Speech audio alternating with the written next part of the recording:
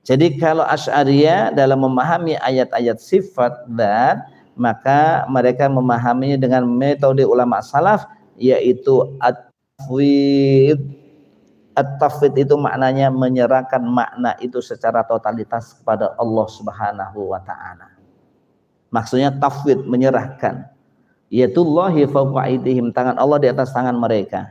Maksudnya tangan Allah ya tangan. Hakikat tangan seperti apa? Ya Allah Subhanahu wa taala yang tahu. Itu maksudnya tafwid, menyerahkan.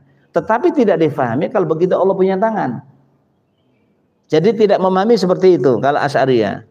Nanti perbedaannya antara tafwid dengan isbat. Kalau isbat itu menetapkan Allah punya tangan, Allah memiliki tangan. Tetapi kalau yadullahi versi Asy'ariyah, tangan Allah, tangan ya tangan. Hakikat tangannya seperti apa ya Allah Subhanahu wa taala yang tahu. Tapi tidak kemudian dimaknai Allah memiliki tangan. Ini bedanya seperti itu antara tafwid dan isbat seperti itu. Ya. Kemudian yang kedua adalah generasi setelah tabi'in yaitu metode takwil, ya, menginterpretasikan makna ayat tersebut kepada makna yang mudah dicerna oleh masyarakat secara umum. Contoh masalah tangan, maksudnya tangan itu apa? Takwilnya adalah al-qudrah, kekuasaan. Jadi itu takwil. Jadi kalau diartikan yadullahi fawqa aydihim ay qudratullahi fawqa qudratihim, kekuasaan Allah di atas kekuasaan mereka. Tapi kalau dimaknai model ulama salaf tafwid, yadullahi fawqa aydihim, tangan Allah di atas tangan mereka. Tangan ya yang dimaksudkan tangan, hakikat tangan seperti apa ya wallahu a'lam bissawab. Dan itulah yang kemudian disampaikan oleh para ulama ya salaf seperti halnya Abu Hanifah, Imam Malik rahimahullah, ya ketika ditanya tentang mal istiwa wa ma huwal istiwa, al istiwa'u ma'lum wal kaifu majhul was su'al anhu bid'ah. Istiwa ya istiwa. Istiwa itu maklum. Wal kaifu majhul, teknis istiwa itu dirahasiakan oleh Allah Subhanahu wa taala. Was su'al anhu bid'ah, bertanya detail tentang istiwa itu adalah bid'ah. Ini jawaban Imam Malik, salah satu ulama salaf. Tapi kemudian tidak difahami dengan istiwa. Lah istiwa itu maknanya apa? Apakah kemudian bisa diterjemahkan dengan bahasa Indonesia artinya bersemayam? Ya. Ya ini karena kalau kemudian diterjemahkan dengan bahasa Indonesia bersemayam, seolah-olah identik dengan bersemayamnya hamba Allah Subhanahu wa taala. Maka al-istiwa ya al-istiwa. Itu maksudnya tafwid seperti itu. Menyerahkan makna sepenuhnya kepada Allah Subhanahu wa taala. Kalau begitu memang nggak bisa difahami oleh ya orang awam. Ya jangankan orang awam, ya ulama juga nggak bisa memahami. Ya pokoknya istiwa ya seperti itu.